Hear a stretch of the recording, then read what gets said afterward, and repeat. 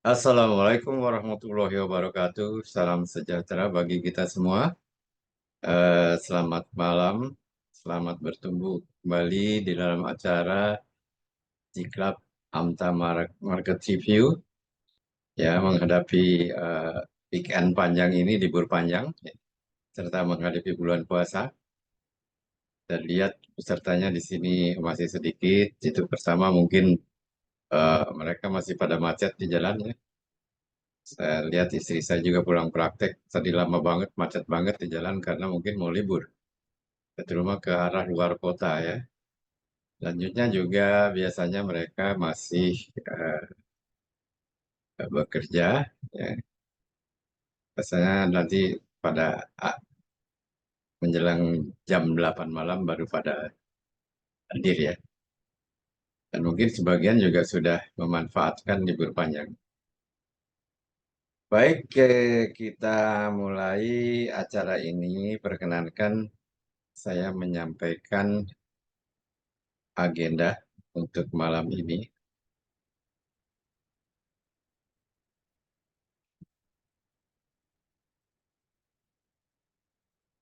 Agendanya adalah sebagai berikut. Kelihatannya Pak Angelo.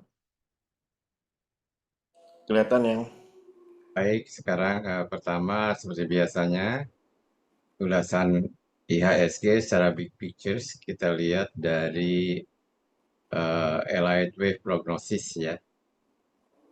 Kedua, secara lebih top down, lebih ke bawah lagi ya.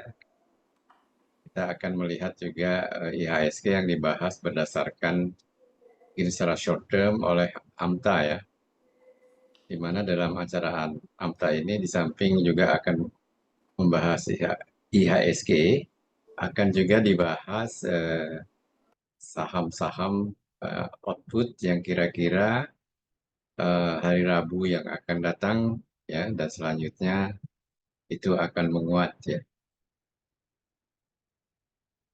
Demikian juga akan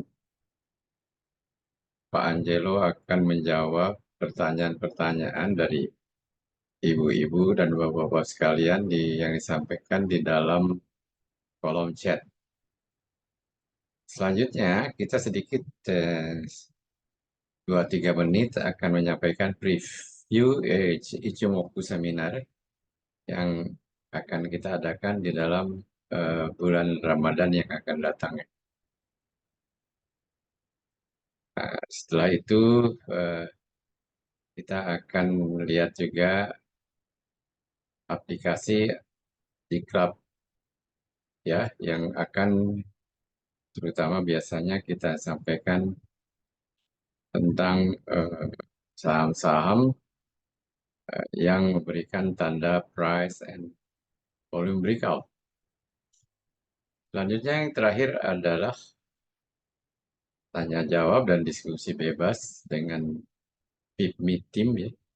Di sini saya lihat Pak Graha sudah masuk, nanti mungkin masuk Pak Kiswoyo atau Pak Dimas ya sebagai PIPMI Team yang akan ikut juga berdiskusi ya, menjawab atau berdiskusi bersama Anda-Anda sekalian. Baik, perkenankan saya menyampaikan sedikit review mengenai IHSG berdasarkan uh, Allied Wave ya, Allied Wave prognosis. Nah, di sini kita bisa lihat ya,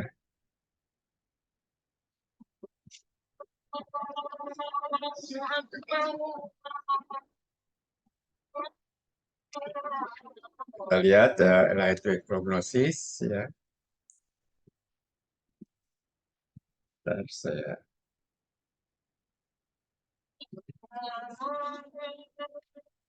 Allied Wave prognosis seperti dikatakan Pak Angelo tadi, nampaknya eh, ini ada satu tanda yang baik ya.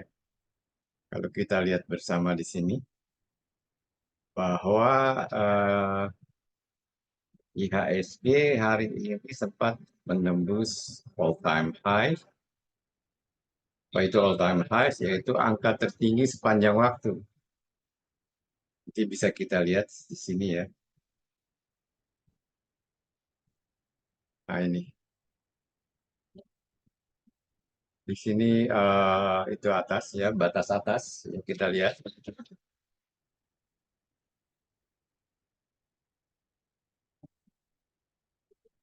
IHSG di sini. Ya sebenarnya memang betul kata Pak Anjel tadi bahwa dia telah menembus all time high. Jadi pada hari ini eh, saya kira IHSG mencapai angka tertinggi sepanjang waktu, sepanjang tahun ya. Dari tahun dibuka, dia dibuka sampai dengan hari ini.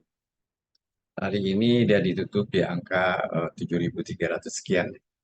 Seperti kita lihat di angka ini. Dan ini semuanya menandakan bahwa memang IHSG dalam keadaan strong uptrend seperti dapat terlihat di sini ya. Semuanya positif ya, dengan tren semuanya up ya. Trennya ke atas semuanya. Ini mengatakan bahwa IHSG memang sedang dalam keadaan strong uptrend dengan target sebagai berikut. Ya, ini saya kasih target di sini. Target pertama adalah 7.899. Target keduanya kalau 7.899 ditembus, maka dia akan menuju ke 8.729. Itu jangka pendek. Sedangkan jangka menengah, targetnya adalah 8.292 dan berikutnya adalah 9.669. Jadi dari 8.292 dan 9.669. Dan target jangka panjang, ya, primary-nya kita melihat sampai kemungkinan mencapai angka 10.651. Ini apa yang advice-nya dari Elliott Wave ya. Baik kita lihat advice-nya adalah, nasihatnya adalah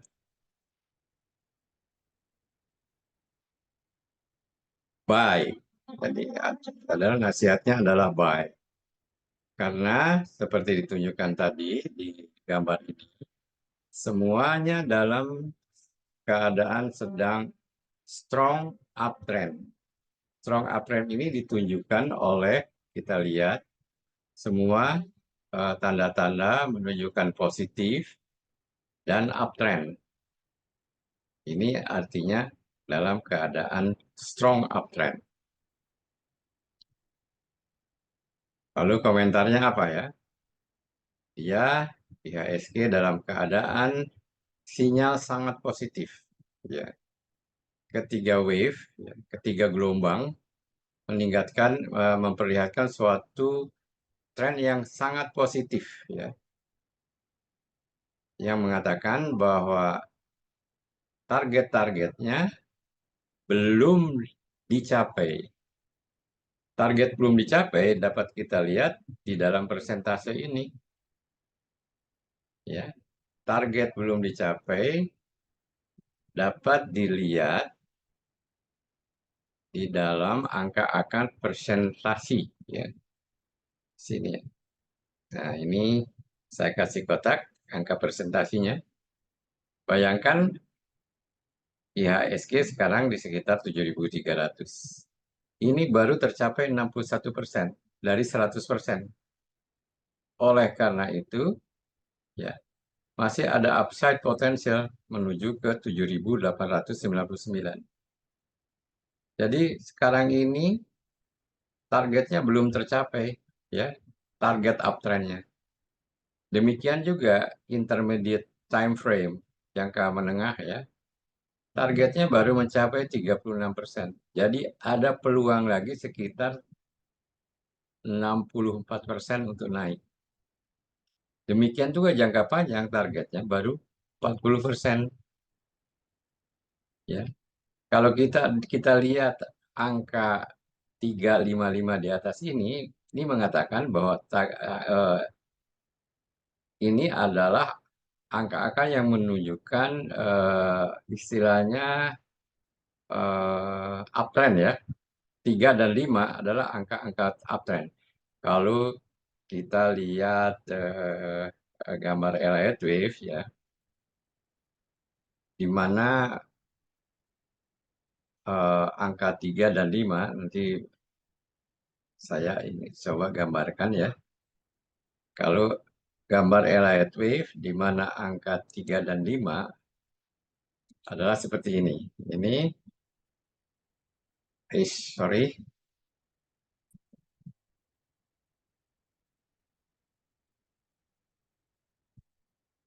oh, kok masih ini ya. Ntar saya,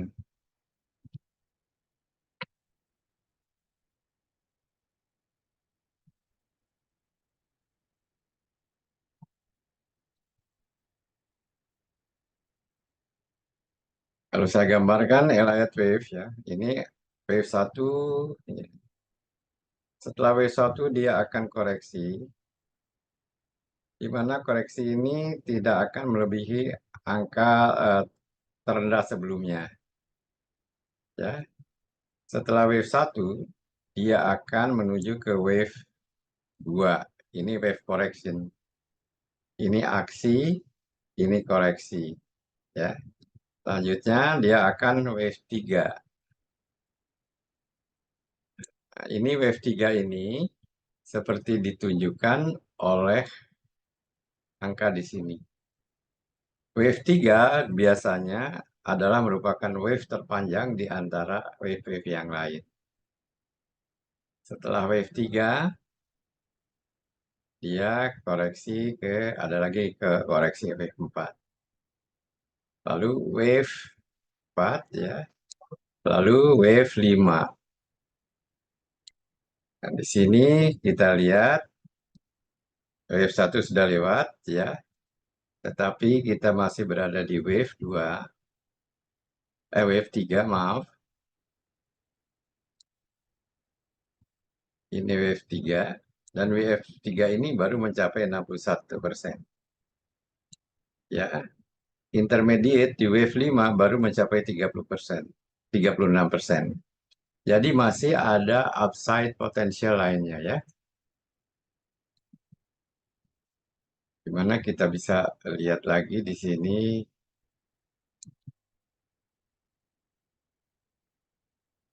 Jadi kita harus melihat sebenarnya di time frame mana kita sekarang ini kita melakukan investasi atau trading.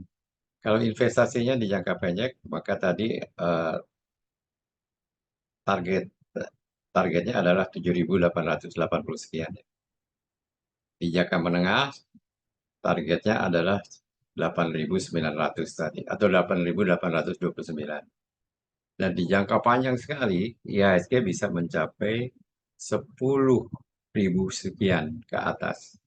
Dan ini merupakan suatu kesempatan yang baik, terutama bagi mereka yang menempatkan diri sebagai long-term investor maupun medium-term investor. Ya. Tadi disampaikan juga bahwa target yang akan datang, yang terdekat ya adalah ini 7.831. Jadi kesimpulannya bahwa ini merupakan suatu kesempatan untuk mengambil posisi karena upside potensialnya masih tinggi ya berdasarkan Elliott Wave. Tentunya ini ada disclaimer-nya. Nah, ini saudara-saudara juga bisa kaitkan misalkan dengan keadaan politik sekarang ini. Sebentar lagi mungkin eh, ada keputusan dari KPU mengenai siapa sebagai pemenang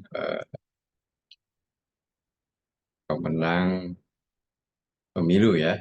Dan itu kalau sudah ditunjukkan pemenangnya tentunya akan memberikan suatu keadaan yang cukup certain ya, penuh dengan certainty, penuh karena tidak tidak ada lagi ketidakpastian, yang adalah satu kepastian. Demikian saya kira eh, presentasi saya mengenai sekilas tentang target-target IHSG di dalam jangka pendek, jangka menengah, maupun jangka panjang berdasarkan Elliott Wave prognosis. Baik, selanjutnya waktu saya kembalikan kepada Pak Angelo. Saya alihkan kepada Pak Angelo untuk menyampaikan presentasinya ya mengenai market berdasarkan output aplikasi AMTA. Pada Pak Angelo, waktu saya persilakan. Baik, terima kasih. Oke, mari kita tinjau IHSG dulu. Nah, sebagaimana kita sudah ketahui ya, bulan Desember ada dua demand besar sekali yang menghasilkan support yang sangat kuat. Waktu IHSG pullback koreksi langsung didorong lagi ke atas dan hari ini dia break ya, dia break resisten kuat. Resisten yang mana? Ini bisa terlihat di chart hourly. Kita zoom. Tadinya selama hampir sebulan ini menjadi resisten kuat nih. Resisten kuat sehingga IHSG ditekan terus ke bawah. Tapi mulai dari tanggal 5 ya udah mulai didorong ke atas dan sampai menembus resisten ini sehingga ini menjadi support ya, jadi hijau, jadi support. Jadi ini merupakan indikasi bagus untuk kedepannya bagi IHSG ya. Nah, sampai mana dia akan naik? Kita bisa gunakan Fibonacci retracement ya untuk mengukur jarak dari support ke resisten ini. Itu akan sama dengan jaraknya dari resisten itu ke target. Jadi kira-kira di 7.700-an ya, sekitar 7.700-an, dan itu pun kelihatannya mungkin masih TP1 ya, masih TP1. Lalu supportnya di mana? Di sini ada spike ya. Supportnya di 7334 sampai 7365 ya, di sekitar situ ya. Ini support kuat nih. Dia sudah stop di support kuat, muncul bottom fishing. Mudah-mudahan hari Rabu dan seterusnya rebound dan bergerak melanjutkan uptrend ya. Oke, itu untuk IHSG. Sekarang kita mau lihat signal beli per closing Jumat hari ini ya. AMRT. Oke, AMRT sebentar.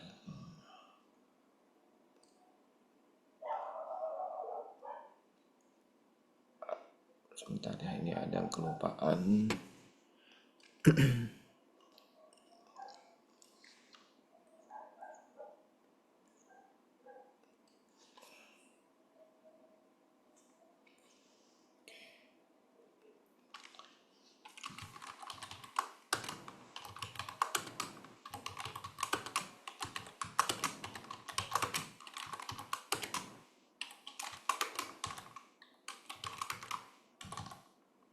Oke, kita mulai dari AMRT. Bagus sekali ya, ada dua lapis demand, banyak malah. Ini oke. Sampai mana dia akan naik? Coba kita cek. Aduh, ini ada resisten kuat ya. Tapi dengan banyaknya demand ini bisa ditembus ya. Paling tidak ini menjadi resisten kuat nih. Targetnya 2940 ya, sekitar situ. Persisnya 2930 persisnya. Lalu cut loss-nya di mana? Kita buka chart 15 menit di mana ada spike terus. Ternyata ini ya, itu di berapa tuh? Low candlenya 2780 sebagai level cut loss. Oh, tipis sekali ya. Tapi nggak ada spike lebih besar daripada itu. Jadi kalau tembus 2780 kabur karena harga akan pullback cukup dalam.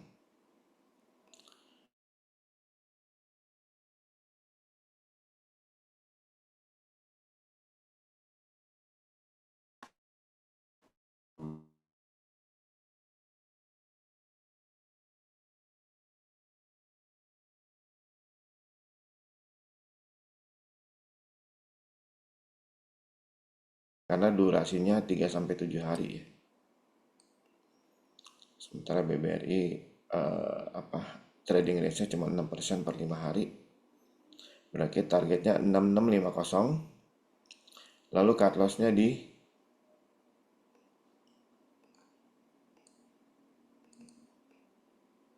ini 6275 ya, cut loss-nya 6275.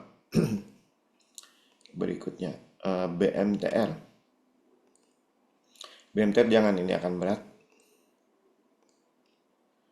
MDKA ini juga kelihatannya akan berat ya, jangan hanya technical.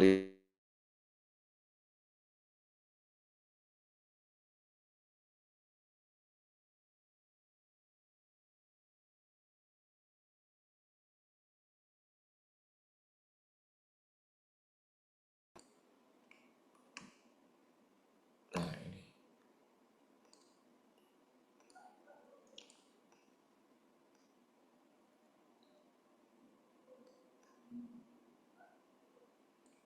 1440 ya, 1440 tuh, 1440.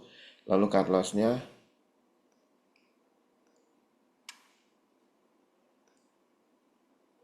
nah, ini cut loss-nya ada spike di sini 1320 cut loss-nya. Oke. Itu untuk Medco. PSAB ya, belum selesai naiknya ya. Nah, paling kita bisa pakai itu ya untuk ya TP1 lah.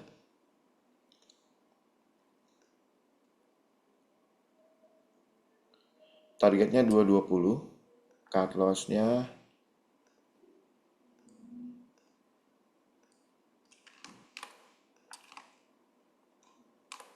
cut loss-nya ini ada spike di 193 ya cut loss-nya.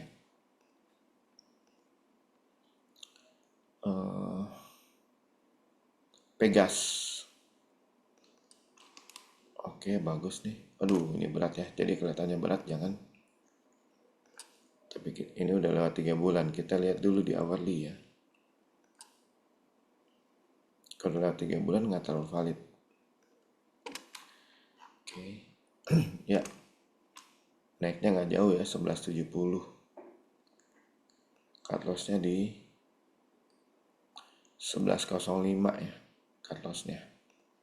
Oke, berikutnya SGR.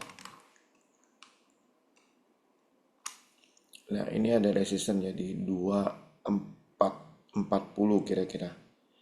Jadi naiknya nggak jauh-jauh banget nih. Coba kita cek di hourly. Karena tadi resistennya udah 3 bulan lewat juga.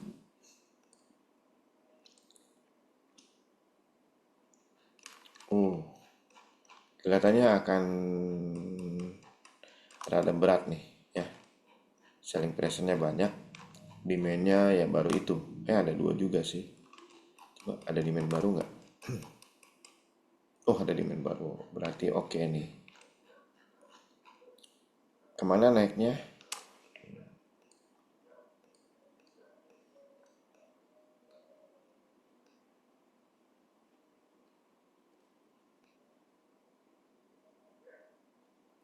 2440. Cut lossnya target 2440 ya. Cut lossnya ini 2160 cut lossnya. Berikut SSIA ini juga masuk ke buy and hold sebetulnya. Coba kita cek, ini ada spike, apakah dia akan lanjut?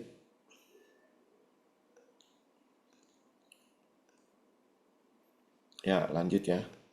Demand-nya ada di bawah, bukan di atas. Spike-nya ada di bawah, bukan di atas. Itu ya, spike-nya gede, demand. Berarti target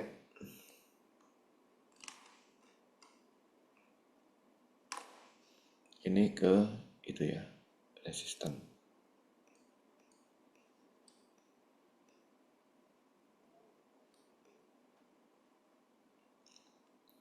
Satu enam satu delapan.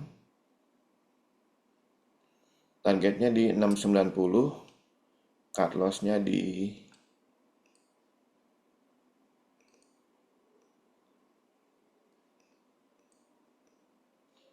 600 ya, cut loss di 600.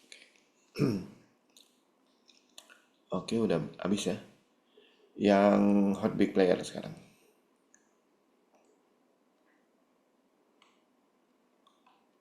Akra. Akra mantap.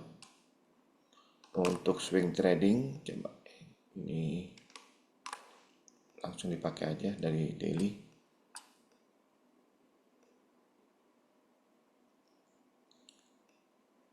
Swing trading berarti 3-7 hari. Target 1900. Cut loss-nya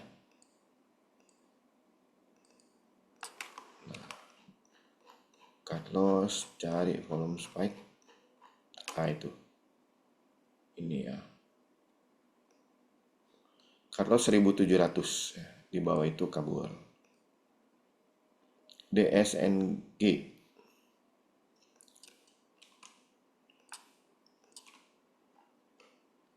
Oke, bagus. Tambah barang terus.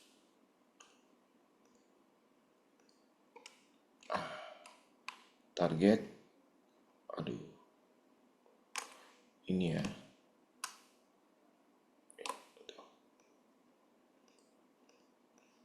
Dari support. Ini ada spike nih. Itu berarti di itu ya, resistannya.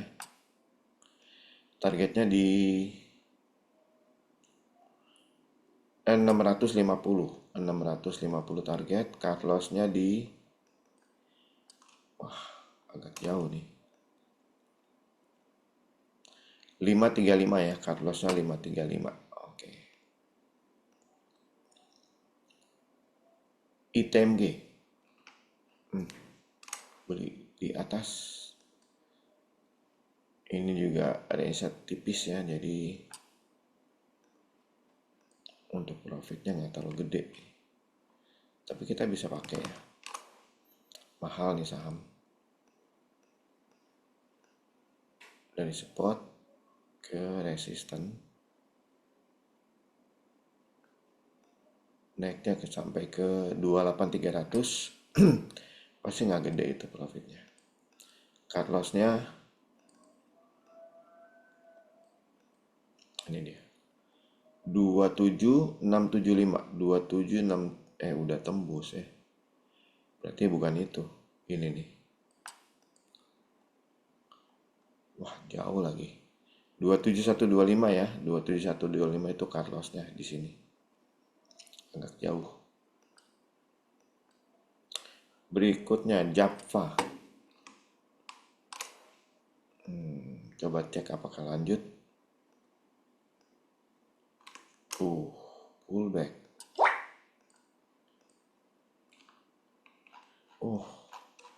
Jualan di atasnya gede, jadi jangan dulu. Pegas sudah tadi.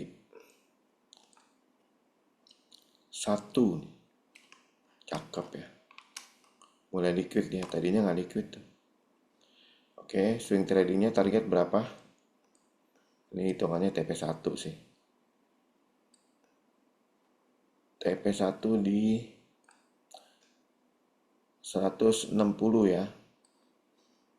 cut loss-nya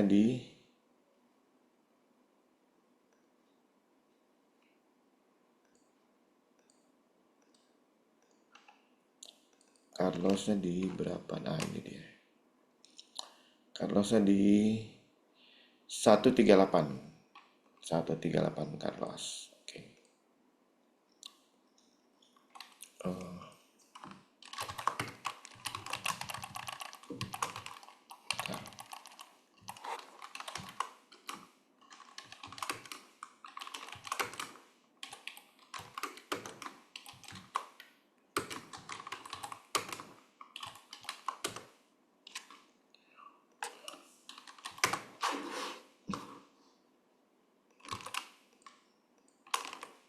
Tadi apa ya? Satu, berikutnya PTBA. Wah, ini dia cakep, ada breakaway gap ya. Breakaway gap itu berarti baru mulai up, apa uptrendnya. Ini kalau udah breakaway gap itu kita bisa tarik dari sini nih, sini ke sini sama dengan target. Pakai Fibonacci juga dari bottom ke 50% ke gap ya. Targetnya di 3000 ya, 3000 untuk PTBA. Kecil ya, karena memang range-nya 6% doang tuh 5 hari. Sekarang cut loss-nya itu juga hitungannya TP1 sih. Cut loss-nya ini 2840.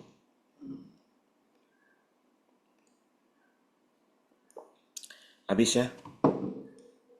Nah, sekarang saya mau berbagi saham-saham apa yang bagus untuk buy and hold di tahun 2024 nih. Ini pasti menarik ya. Kita harus pakai chart weekly, signal buy, lalu value transaksinya 10 miliar rupiah per 2 minggu atau 10 hari ya. Nah, ini dia. ABMM kita cek ya, pastikan cocok nggak untuk buy and hold. Kelihatannya tidak cocok ya, berat. Kita skip. BBCA. BBCA cocok sekali ya untuk tahun ini. Silakan yang mau ikutan. Sebetulnya sih BBCA udah masuk ke portfolio AMTA sejak untuk buy and hold ya, sejak 5 Januari itu. Jadi udah duluan untuk member premium. Kemudian Maya. Maya juga cakep nih, gede banget ya demand-nya. Tadinya bandarnya nggak ada, terus langsung masuk. Ini juga udah masuk portfolio dari tanggal 5 Maret ya. Oke. BRIS. Wah, BRIS masih lanjut tuh. Mantep di tahun ini. Ini juga udah masuk dari portfolio Hamta 4 Januari ya. Udah 37% tuh profitnya. Tapi masih hold ya, masih bagus. TPIA. Nah, TPIA sempat keluar dengan profit tapi terus lanjut naik, jadi masuk lagi harusnya. Dan sudah masuk itu tanggal 7 Maret kemarin. Kemarin masuk lagi. Oke. Dan masih akan lanjut ya ke atas. DSNG. DSNG berat, jangan. ESA. Ini juga akan berat, jangan. Harum. Kalau tuh naik cuman ke 1600 ya. Jadi itu udah kurang menarik. MFIN. Nah, ini dia udah break sideways-nya ya. Ini cocok untuk di hold tahun ini. Dan di AMTA udah dari tanggal 15 Januari ya di sini ya. Di sini udah mulai masuk di AMTA. Di premium. Oh yang tadi tuh bisa untuk di hold ya tahun ini. Kalau target tadi untuk swing trading, tapi kalau mau di hold tahun ini boleh. SSIA. Ini masuk AMTA udah di 23 Februari ya. Jadi udah lumayan dan masih akan lanjut naik. Oke, ada lagi. Baik, kita cek baik. Baik juga. Cakep nih. Coba kita cek dulu ya. Di daily ada selling pressure gede nggak? Oh, ada gede banget. Jadi tunggu dulu ya. Ini demandnya takutnya terancam selling pressure, jadi jangan dulu. Berikutnya PDPP. Uh, tambah barang terus nih beberapa bulan, dan memang sudah masuk di portfolio AMTA 16 Februari ya. Sekitar sini nih masuknya nih waktu confirm. Oke, itu dia untuk buy and hold. Sekarang kita masuk ke pertanyaan Bapak Ibu.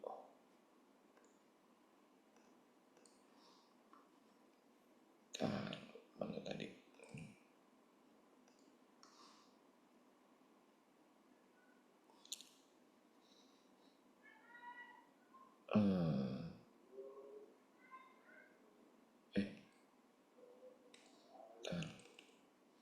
Mana tadi? Ini dia.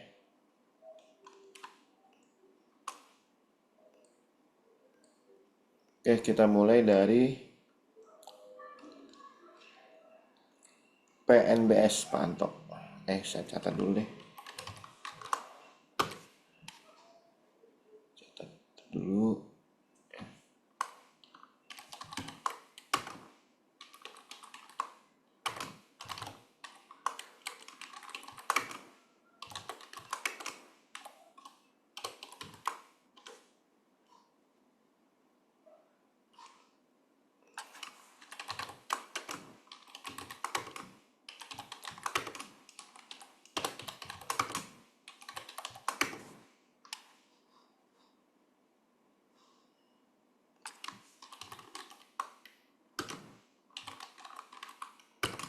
Saya catat supaya jangan double-double nanti ya.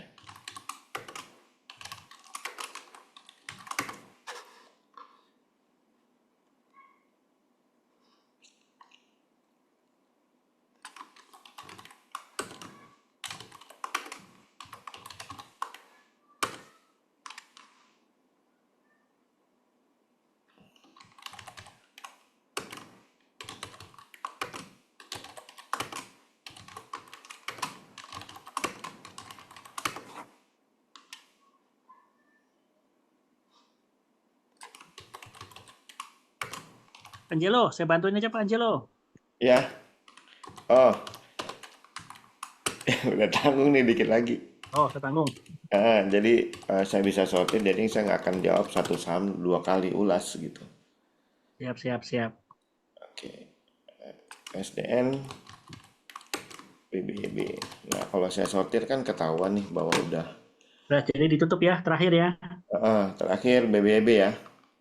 Bevin tuh satu lagi, Pak Angelo. Oh, Udah terakhir, Bevin dari Pak Hendra udah terakhir ya. oh, Bevin ya. Oke. Ya, udah terakhir. Oke, saya sort.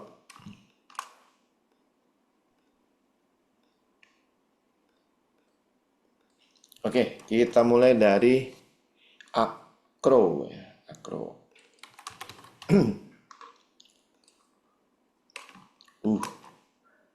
Coba ya, ini banyak selling pressure-nya. Kita cek untuk jangka pendek. Kelihatannya jangka pendek juga belum ya, berat sekali. Jadi jangan untuk Akro. Adro. Adro muncul tuh selling pressure. Coba kita cek lagi di 5 menit. Oh, lagi pullback ya, berarti ya, lagi pullback. Oh, tuh pullbacknya bisa dalam. Tapi kalau untuk jangka menengahnya gimana, kita cek. Ya, pullback ya, ini speknya ini selling pressure nih. Jadi kelihatannya akan pullback dulu, jangan beli dulu ya. Oh, bener, rupanya ada resisten gede. Berikutnya Ali. Nah, saham baru kita pecah di hourly.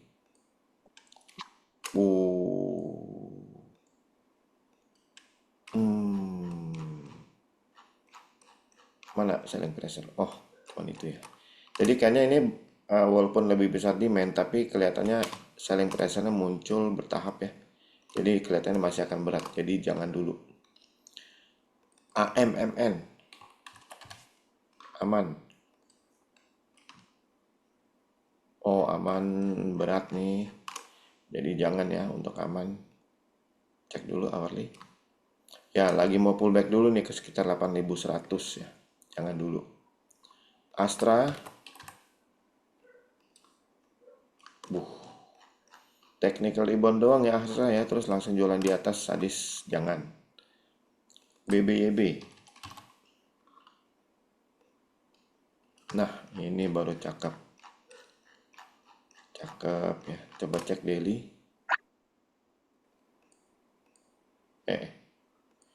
Cek daily. Nggak jauh-jauh ya, paling ke 360.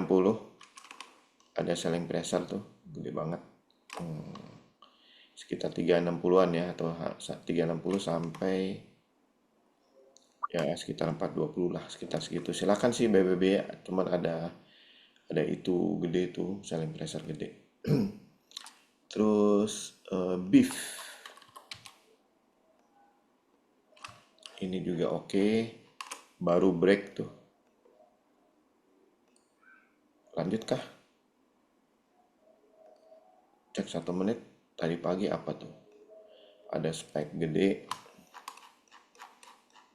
Ya, di mana lebih gede silahkan beef. BFIN.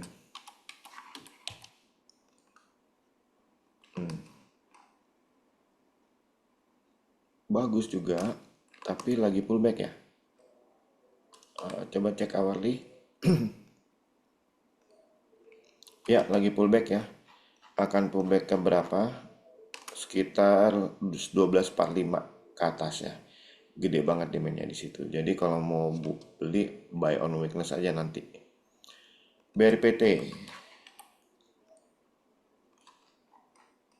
Waduh, ini selling price-nya cukup gede. Coba kita cek di 15 menit. Jangan-jangan jadi tuh kan. Jangan ya. Di 15 menit lebih spesifik, selling price-nya lebih gede. BSBK. Ini juga jualan gede, jadi jangan dulu. Coba kita cek lagi di hourly. Iya, jangan ya, game over kayaknya nih. BSDE. Ini juga berat. Jangan. Game over. Buka. Ini kayaknya game over juga nih. Nah, game over tuh ya, jualan di atas. Elsa. Ini juga. Waduh, banyak banget yang game over. MTK. Sama. Oh ya, dibutuhkan demand lebih ya untuk bisa melawan selling pressure yang gede-gede ini. Jadi jangan dulu. Film. Nah, ini berat ya. Kayaknya bertambah terus tuh selling pressure-nya. Jangan.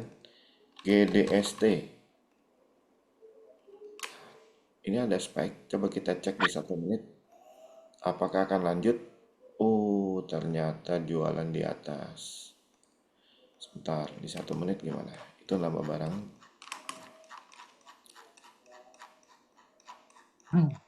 Oh, tunggu ya, tunggu 133 tembus ke atas baru confirm ada demand baru. Jadi jangan, oh, bakal berat memang.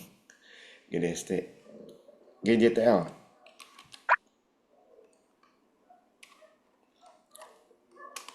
Oke, nambah demand. Di hourly gimana? Demand ya, ini memang ada jualan. Oh, nambah lagi jualannya. Jadi bagusnya kita tunggu sampai ada demand baru ya. Oh, nambah tuh jualannya tuh. Jadi jangan dulu. Goto. Go to see. Jualan gede ya. Coba cek hourly. Ya, benar jualan gede. Benar-benar go to see. Inco. NKP ya.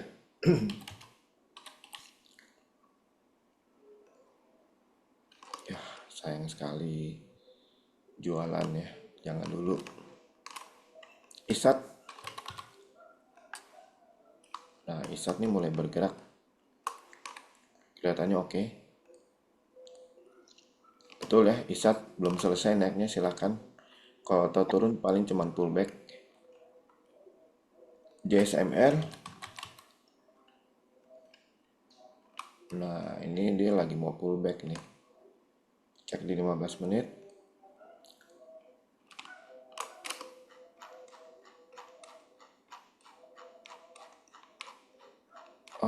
Dan ternyata bukan sekedar pullback ya, jualan cukup gede tuh di atas ya.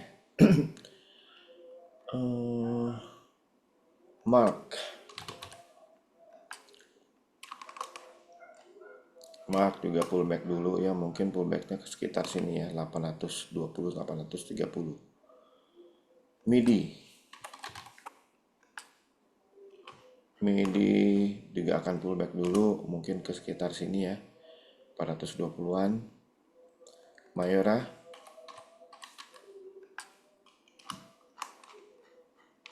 wah nggak ketangkep, cek di hourly. Ya, jangan ya, belum kelihatan ada demand, tapi coba cek di 5 menit. Iya, jualan lagi, jadi jangan ya untuk Mayora. Tadi MIDI udah belum sih?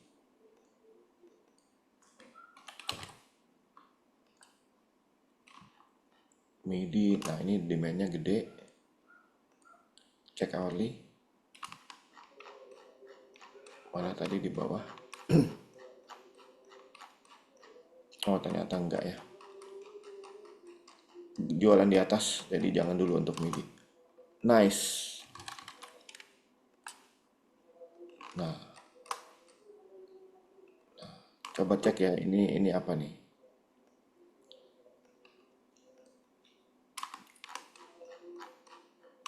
Ternyata selling pressure tapi kecil ya. Oke, nice, oke, belum selesai naiknya. Lagi sideways aja. PNBS.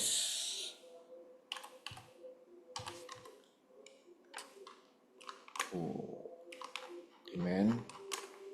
Cek hourly. Aduh, ini gerakannya lemot banget nih. Dan ternyata jualan gede, lagi pula ini nggak liquid ya, cuma 450 juta rupiah rata-rata per hari nilai transaksinya. PSDN, berat ya jualan. SRATS nih, saham favorit nih, saham favorit Pak Yunan. Ini belum selesai naiknya nih Pak Yunan, masih jauh ke atas. Karena belum ada tanda jualan sama sekali ya. Dan ini sudah masuk portfolio buy and hold untuk tahun ini di AMTA yang profitnya udah 100 di atas 177% kali.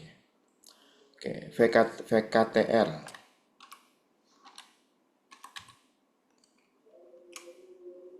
Cek di daily. Turun ya. Lagi berupaya ditahan support. Coba kita lihat apakah akan bertahan supportnya. Ya, ditahan. Ada yang jualan, ada yang beli lagi nggak? Aduh, yang terakhir jual ya. Jadi jangan dulu, bahaya, takutnya tembus ke bawah. VTNY, kita pecah ya ke 15 menit. Tadi lebar sekali saling pressure-nya. Lebar sekali ya. Tapi ada demand di belakang. Kita cek daily deh. Ya kelihatannya akan berat karena selling pressure-nya gede banget di sini. Oke, sudah habis. Terima kasih yang sudah bertanya. Terakhir BFIN ya tadi ya.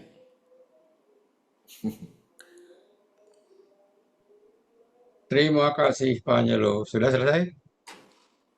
Ada lagi sih, tapi kan tadi BFIN terakhir katanya. Coba silakan. Ada lagi, terus. Ya, kasihan kalau nggak dijawab. Vega sudah, Ada SMD. waktu. Oh iya, nggak banyak kayaknya nih. Nggak banyak pertanyaannya. SMDR ya. SMDR jangan ya jualan terus, aduh serem. Hoki,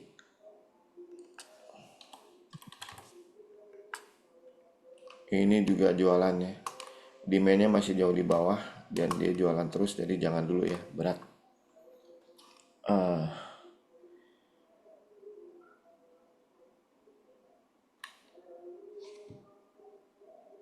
oh, saya lupa. Nanti lihat di rekamannya aja Pak Yunan, apakah saham-saham itu yang terpilih.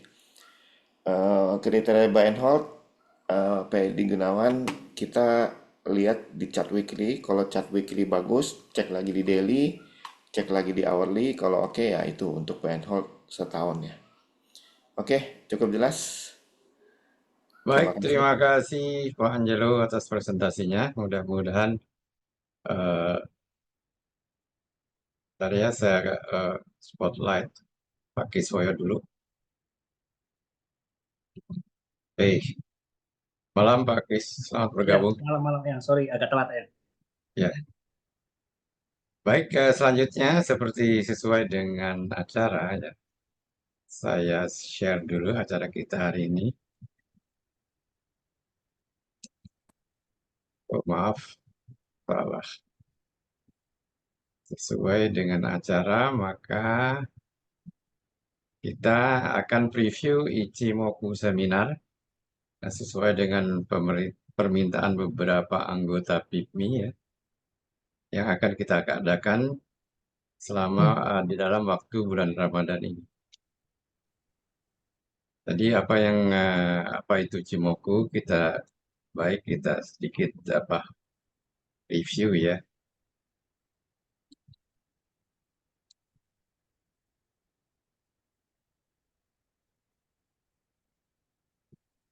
Nampak ya? Nampak ya? Oke.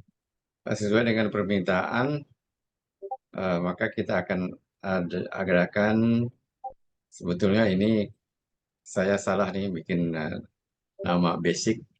Sebenarnya kita tidak basic lagi karena hampir semua yang ada di sini adalah sudah mengenal apa yang dinamakan technical analysis ya. Sehingga ini sebetulnya merupakan advance dari pelajaran-pelajaran basic technical analysis kita ya. Yang jelas, permintaan ini kita akan mengadakan webinar yang akan kita adakan bulan Ramadan nanti ya, Maret 2024, mungkin agak minggu ketiga ya, karena sebaiknya kita akan persiapkan, karena kita akan persiapkan juga untuk melengkapi eh, seminar ini. Pak Angelo bersama saya akan mengimprove atau menyempurnakan GCloud application, di mana kita harapkan setelah basic trading Ichimoku Trading ini dilaksanakan seminarnya, ke Anda-Anda sekalian juga bisa memperoleh sinyal-sinyal secara cepat dengan tidak usah mencari lagi karena sinyal-sinyal tersebut sudah dikeluarkan oleh GCloud applications ya. Seperti halnya sinyal-sinyal yang dikeluarkan oleh GCloud application saat ini atau oleh AMTA application. Ichimoku sendiri, eh, apa itu Ichimoku? Bisa kita lihat dalam slide berikut ini. Kalau kita lihat gambarnya ini Ichimoku adalah rumit banget ya. Banyak garis, ada merah, ada hijau, dan lain-lain. Realitanya adalah satu tampilan Ichimoku dapat menceritakan kondisi market secara menyeluruh. Kasarnya Anda tidak usah melihat chart-chart lainnya, ya, secara teknikal. Lihat aja Ichimoku yang dilengkapi misalnya dengan satu indikator yang sangat sederhana yaitu stokastik dan chart candlestick ya, dan bentuk candlestick. Maka dia sudah dapat memberikan informasi-informasi yang dapat dipakai oleh Anda-Anda sekalian untuk mengambil keputusan. Ya. Karena apa? Kita melihat di sini, ya, kita bentar.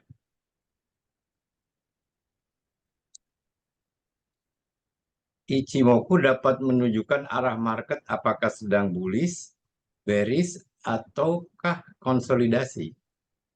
Market bullish dan bearish ini sangat kita perlukan ya.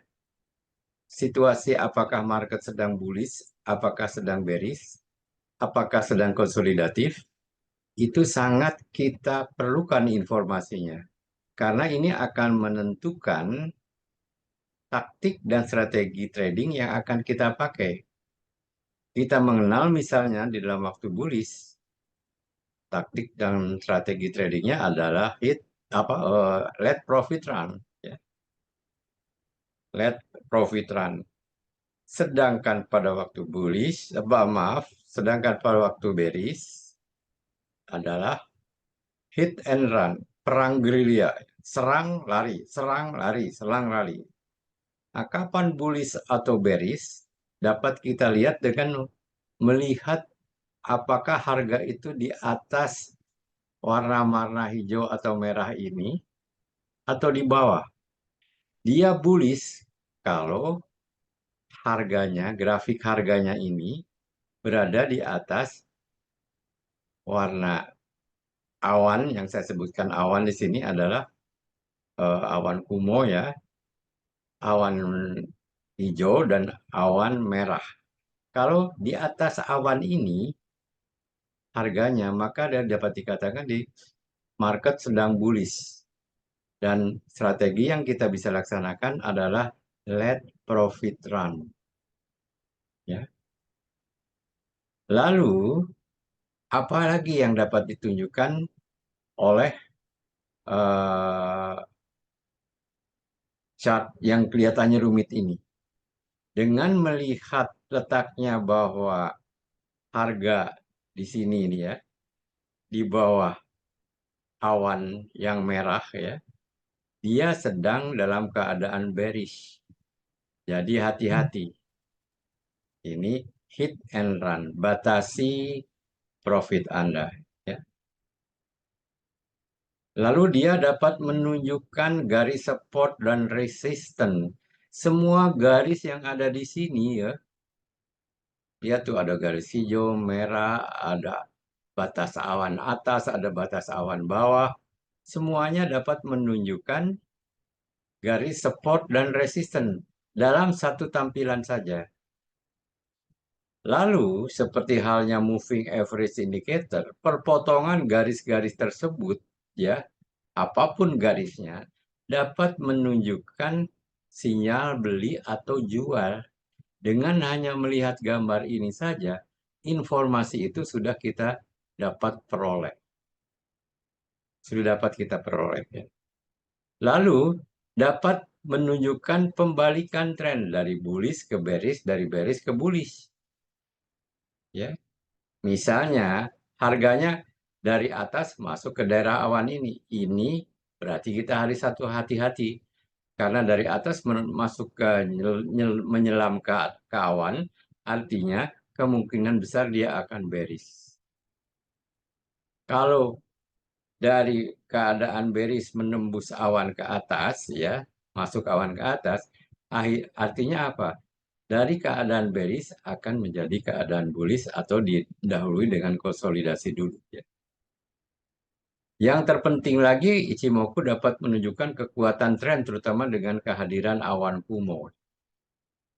Bertambah jauh harga dari awan kumo, berarti trennya tambah kuat. Ya, jadi ini harganya kan bertambah lama, bertambah jauh nih dari awan kumo. Ya, bertambah dekat, trennya melemah. Ya, atau mendekat, trennya melemah. Demikian juga bertambah jauh ke bawah dari awan kumo, ya, dia bertambah bearish. Lalu dapat digunakan di setiap instrumen, ya.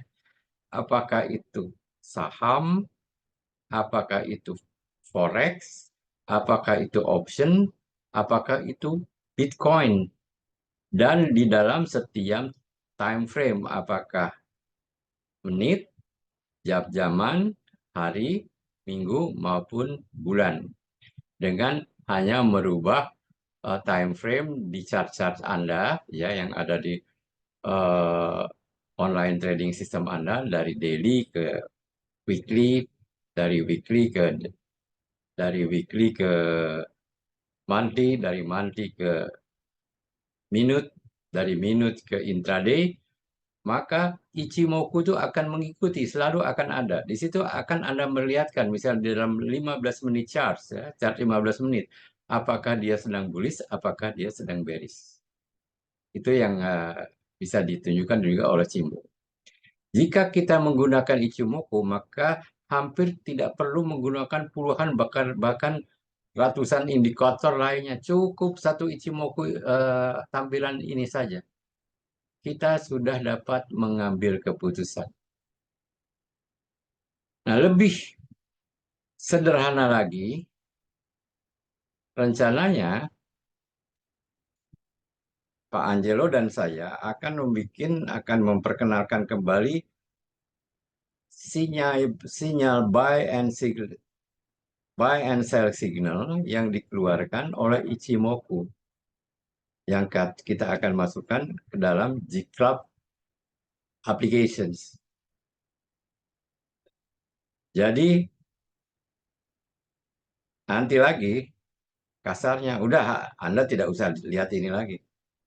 Lihat saja nanti G-Club applications ya. Masuk ke Ichimoku, masuk ke time frame-nya, dia ada buy atau sell signal seperti halnya di dalam AMTA. Jadi lebih sederhana lagi. Anda akan dibuat untuk trading lebih simple, ya.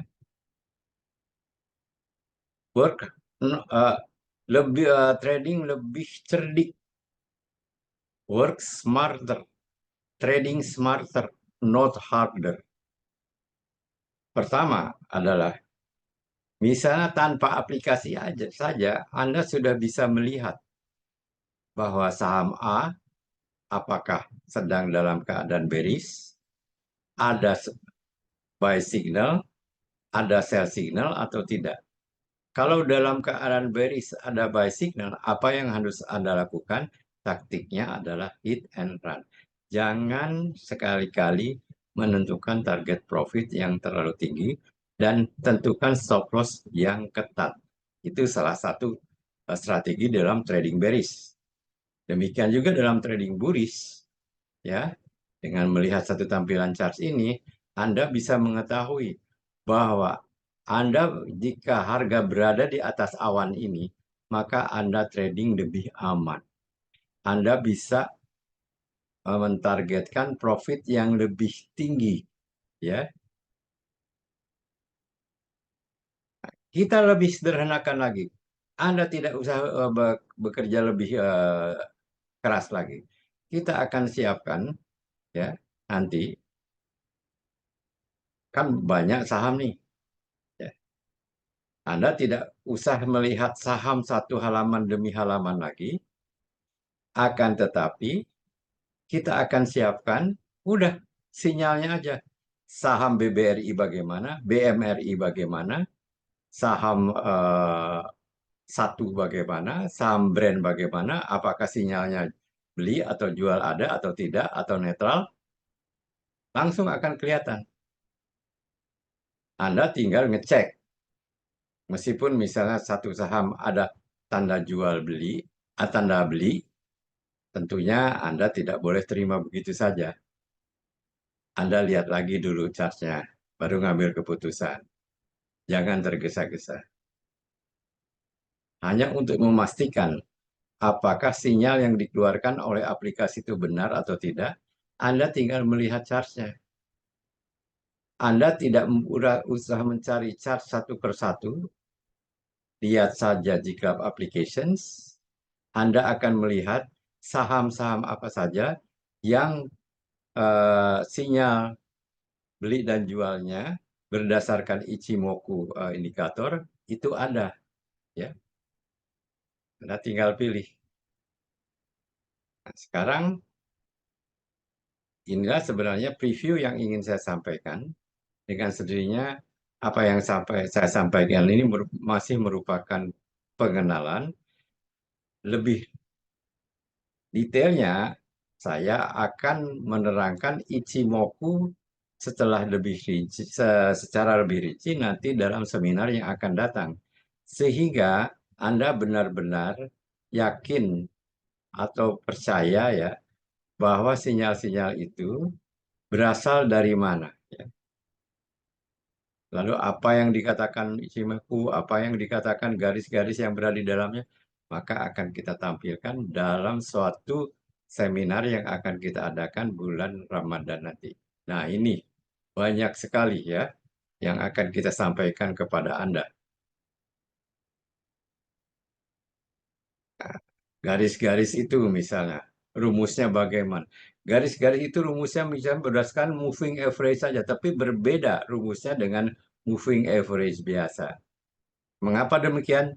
Nanti kita terangkan di dalam seminar minggu ketiga pada bulan Ramadan tahun 2024 ini.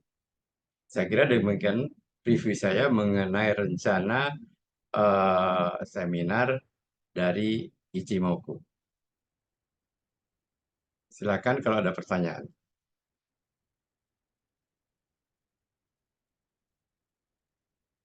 Kalau tidak ada pertanyaan, maka kita akan meningkat.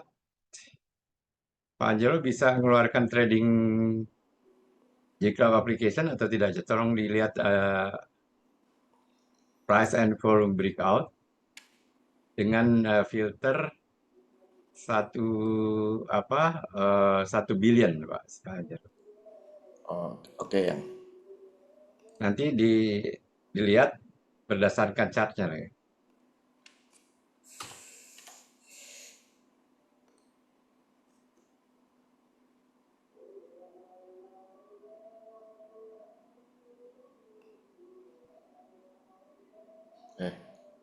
Present volume breakout.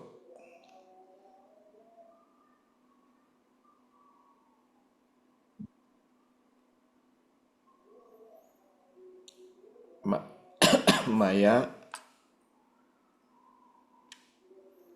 lalu BBYB,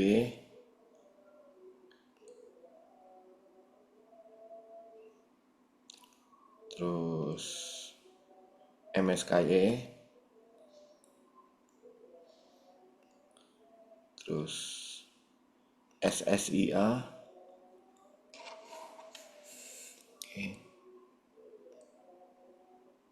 TINS, sama PDPP. Tolong dilihat amtanya, Pak Angelo. Oh, oke. Maya tadi Maya apa ya. ya? BBYB, MISKI, SSIA, TINS, Maya sekarang.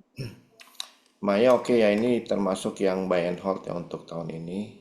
Lalu TWINS ya tadi apa? MISKI. MSK BBYB ya. Ya BBYB. Tadi sudah dibahas juga tuh. Nah, BBYB 360 paling. Ya. MSKY. Nah, Nah, ini coba kita cek ya spike yang terakhir itu lanjut nggak? Sorry.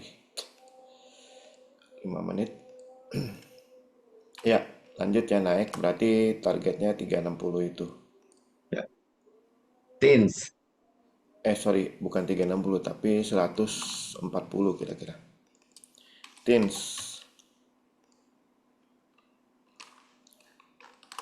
Nah, kita cek ini spike-nya lanjut apa enggak. Sebentar. Coba cek di 1 menit.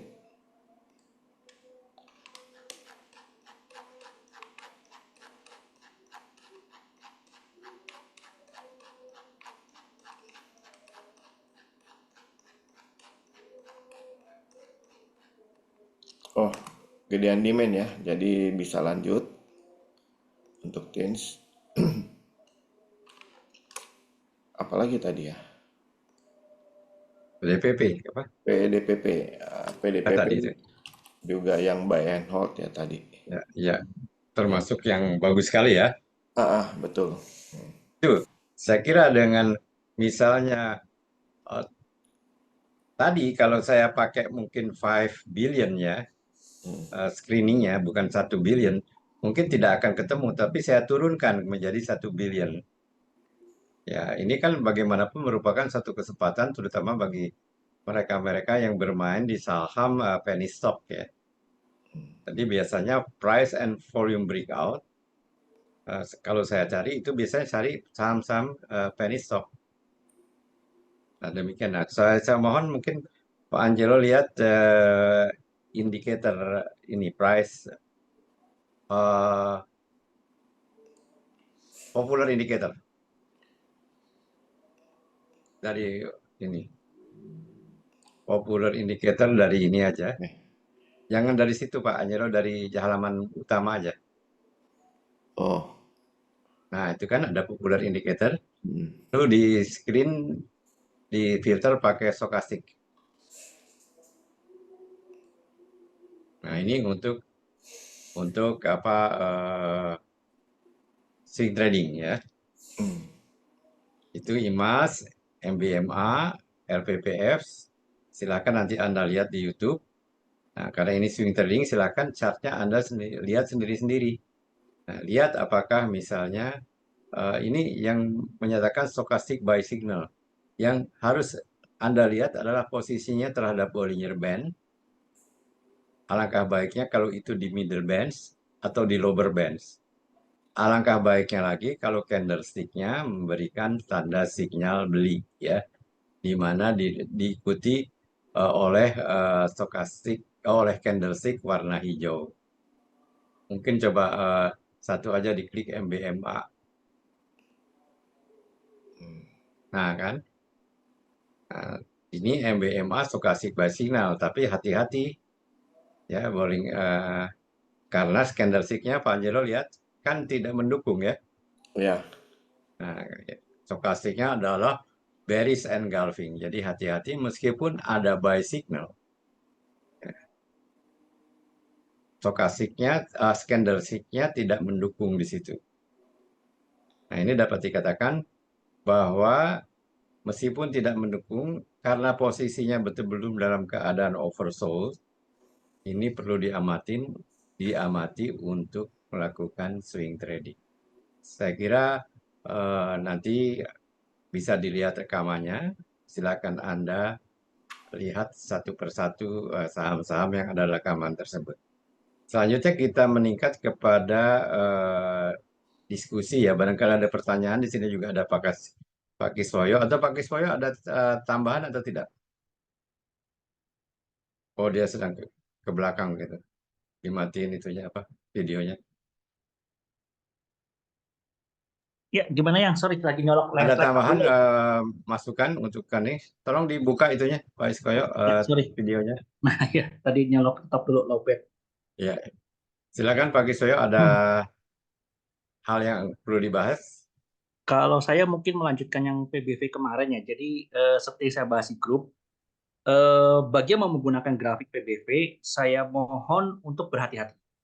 Karena seperti yang saya bilang, tidak bisa diterapkan semua perusahaan. Jadi begini, kalau kita dulu IPO saham itu, aset itu adalah berupa tanah dan bangunan. Tapi belakangan ini sejak yang namanya Bukalapak, GoTo, sebelum itu juga ada yang aneh. Kita sebut saja sahamnya DAX. Itu saham apa yang bebek apa Daking ya. Daking itu kan kodenya DUCK. Itu asetnya adalah berupa merek dan juga perlengkapan masak. Nah, itu tidak bisa dipakai. Termasuk juga untuk GoTo, itu kan asetnya berupa merek kan. Goodwill. Tulisannya kalau di laporan keuangan itu adalah goodwill. Jadi merek yang dihargai sekian ratus miliar atau puluhan triliun atau triliunan, nah, itu tidak bisa teori itu. Jadi ini hanya bisa diterapkan PBV grafik itu hanya pada saham-saham yang sudah listing lama. Contohnya seperti BRI. Kenapa? Karena BRI itu kan punya aset sudah lama ya. Jadi semua kantor cabang dia itu punya tanahnya punya dia. Nah kan BRI itu banyak kantor-kantor cabang yang usianya mungkin sudah 50 tahun, 60 tahun. Nah, harga yang tertulis di laporan keuangan itu adalah harga pada saat pembelian dia. Pada saat harga aset dia beli 50 tahun lalu atau 60 tahun lalu. Belum di namanya revaluasi. Jadi harga 50 tahun lalu misalnya belinya hanya 500.000, ditulis 500.000. Padahal Misalnya tanahnya BRI di Sudirman tuh, di apa Wisma BRI itu dekat sebelahnya Wisma GKBI ya. Ada BRI Tower itu kan harganya mahal tuh. Itu belum disesuaikan dengan harga pasar. Kenapa? Karena kalau disesuaikan harga pasar namanya revaluasi aset. Bagi orang pajak itu ada keuntungan. Kamu harus bayar pajak. Jadi sebagian besar perusahaan dengan aset-aset tanah yang lama itu mereka nggak akan mau menyesuaikan. Nanti gampang kalau tanahnya dijual, untungnya kelihatan gede banget, gue bayar pajak nggak masalah. Tapi kalau saya menyesuaikan dengan harga pasar tanpa saya menjual aset tersebut, saya jadi rugi. Kenapa? Saya harus bayar pajak. Nah, jadi PBV itulah mungkin kalau kalian semua bertanya, Pak, kenapa PBV BCA mahal? Ya kalian harus ingat, BCA itu punya aset tanah bangunan. Memang sih ada cabang-cabang baru ya, tapi ada cabang-cabang lama BCA itu yang sudah dimiliki mungkin 30 tahun lalu, 40 tahun lalu. Interupsi dulu ya. Yes, Eyang. Ini PBV. Ada Ya, ada itu PBV. PBV saya adalah Price Volume Breakout. PBV yang itu kan oleh Pak Kiusoyo yes. adalah Price Price Book book Value. value. Nah ya, jadi Oh, jangan beda-beda. ada dua PBV nih. Oh iya PBV ya. trading dan PBV investasi. Nah, Ya, betul. ya. Yang saya ajarkan di sini adalah PBV untuk investasi ya. Jadi untuk fundamental. Jadi bukan price book value apa yang punya yang Price breakout, volume breakout, price. Nah, buat PVB. price break volume PBV ya. ya PBV juga ya makanya. Jadi yang saya ajarkan ini adalah untuk menghitung fundamental ya. Jadi untuk investing. Jadi itu saya bilang carilah perusahaan-perusahaan yang lama. Jadi seperti BCA kenapa PBV-nya mahal? Ya karena saya bilang itu punya tanah bangunan belum disesuaikan harganya. Jadi sebetulnya mungkin kalau disesuaikan PBV BCA nggak 4 kali 5 kali, Mas BRI wah PBV-nya udah agak mahal nih 2 kali. Sebetulnya bisa jadi enggak. Tapi mereka nggak akan menyesuaikan. Ada satu perusahaan BUMN yang menyesuaikan melakukan revaluasi aset yaitu PLN.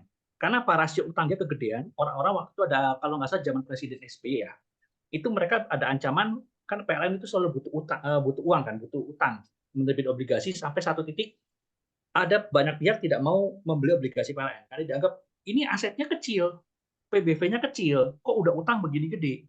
Jadi rasio aset sama utangnya jomplang, kegedean utang. Nah, akhirnya PLN melakukan revaluasi aset. Kan banyak tuh kantor-kantor PLN di seluruh Indonesia, itu kan bangunan mungkin 50 tahun lalu, 60 tahun, 70 tahun lalu. Nah, disesuaikan langsung asetnya jadi gede. Jadi rasio utangnya kecil terhadap aset.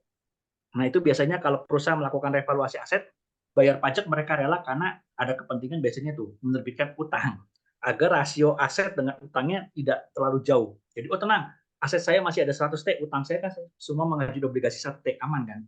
Utang saya sebelumnya ada 1T, aman. Tapi kalau asetnya hanya 1T, udah ada utang 1T itu udah bahaya, 1:1. Tahu-tahu dia menerbitkan obligasi 1T, biasanya nggak laku. Makanya biasa perusahaan baru akan melakukan revaluasi aset. Nah, jadi intinya saya kembalikan lagi, buka laporan keuangannya, dilihat dulu, ini asetnya berupa apa? Oh, berupa tanah dan bangunan, apalagi perusahaan lama yang tadi saya bilang, BRI, BCA itu oke lah, aman lah. Tapi kalau untuk kayak yang asetnya berupa goodwill, jadi goodwill itu adalah merek, merek GoTo, merek Tokopedia, merek Gojek, Daking itu adalah merek dagingnya. Nah, itu bisa saja dihargain semaunya sendiri.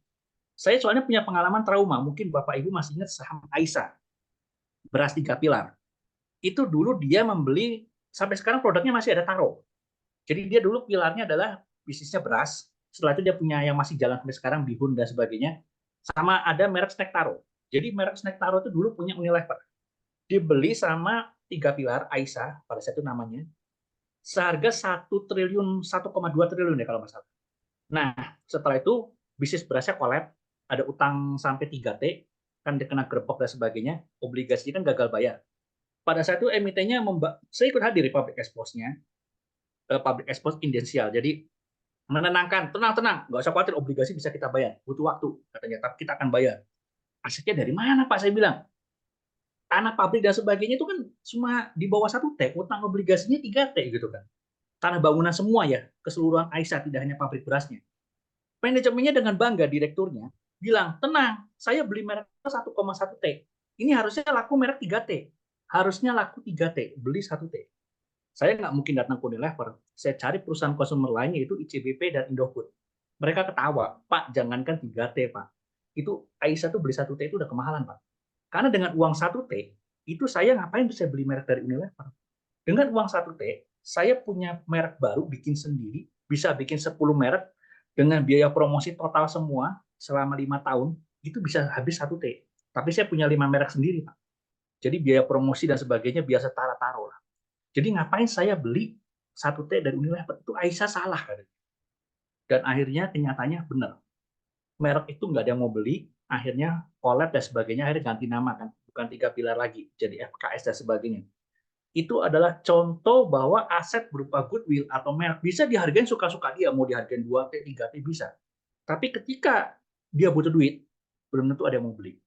Nah, itu yang saya bilang, untuk perusahaan yang asetnya berupa goodwill, saya sarankan jangan dipakai teori PBV ini, dan hati-hati juga. Oh, PBV-nya murah hanya 0,5. Hati-hati, PBV 0,5 itu asetnya berupa apa? Goodwill. Ya, artinya mahal. Jadi jangan jadi nggak ada asetnya gitu, nol asetnya. Kalau asetnya nol, PBV-nya 0,5 pun itu jadi mahal. Karena nol asetnya, karena itu berupa goodwill merek.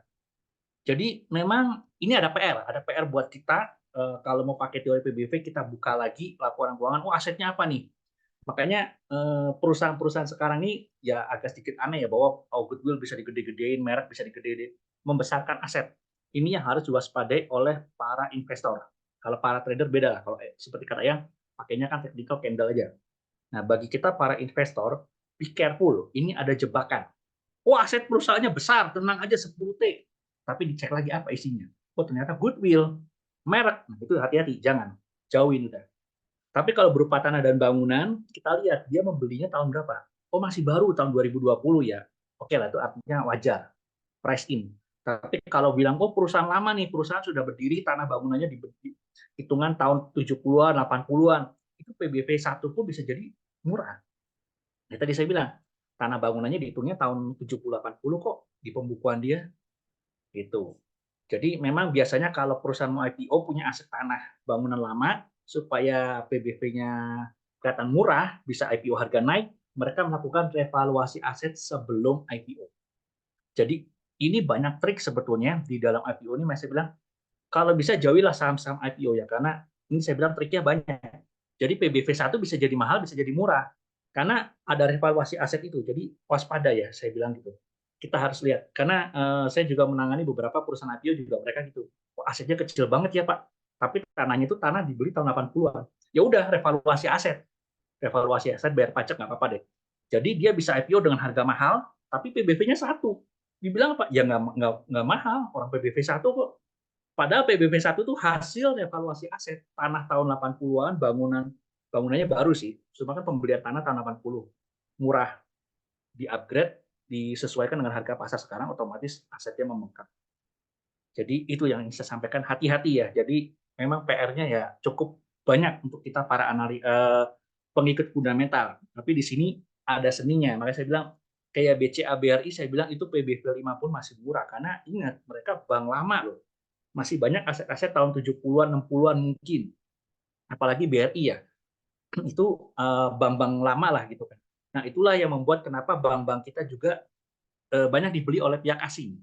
Selain karena NIM-nya kita, selisih antara suku bunga deposito dengan tertinggi dengan suku bunga kredit paling rendah itu kan NIM. Selisihnya itu kan keuntungan bank. Itu tidak hanya kita tertinggi di dunia, tapi aset bank-bank kita tuh gede. Jadi ada namanya rasio kalau di perbankan itu apa saya bilang, entar saya jadi lupa. Jadi gini, aset itu capital asset ratio.